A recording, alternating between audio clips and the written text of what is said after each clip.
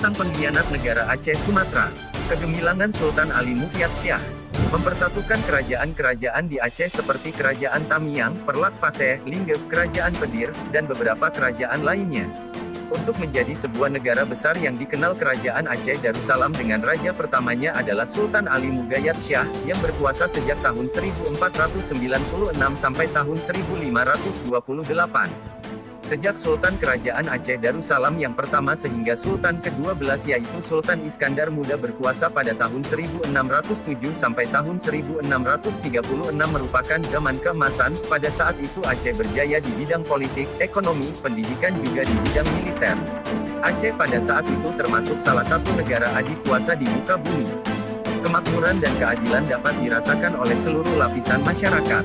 Suasana di sekitar istana telah terjadi embrio gejala yang berbau pengkhianatan yang dilakukan oleh sebagian anggota masyarakat Aceh sebagai penjilat pada penguasa, yaitu dengan berlomba-lomba mendekati pagar istana pada waktu subuh untuk membawa laporan tentang situasi di luar istana. Tujuan mereka adalah untuk mencari muka pada penguasa.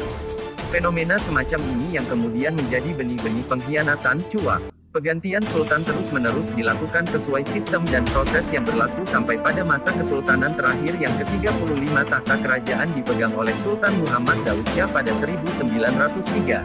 Pengkhianat negara Aceh yang legendaris yaitu Nurdin Arandiri, Nek Meraksa, Panglima Tibang, Habib Abdurrahman, Daud Bre, Malek Mahmud, mereka adalah pengkhianat yang terorganisir.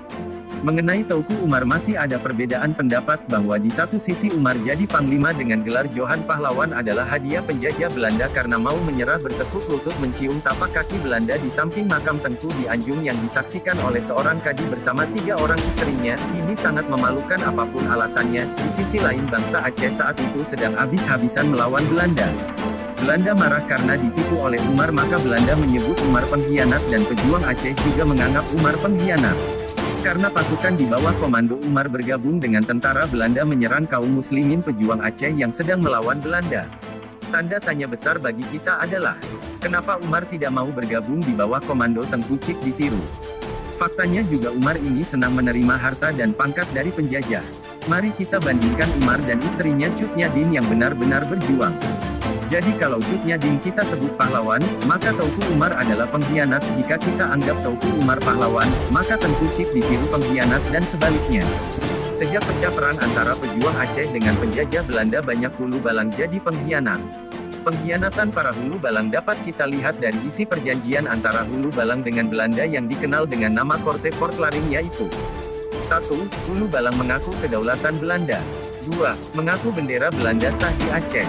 3. Mengaku tidak akan membantu pejuang Aceh. 4. Mengaku pejuang Aceh musuh Belanda juga musuh hulu balang, musuh bersama. 5. Mengaku Belanda rajanya hulu balang di wilayahnya. Berdasarkan keterangan di atas dapatlah kita simpulkan bahwa hulu balang dan keturunannya telah melakukan tindakan keji terhadap bangsa Aceh dengan berbagai tindakan keji dan merampok harta rakyat, termasuk mengambil paksa 10% harta warisan warga masyarakat di wilayah kekuasaannya. Bagi generasi Aceh mesti memahami sejarah hulu balang pengkhianat bangsa.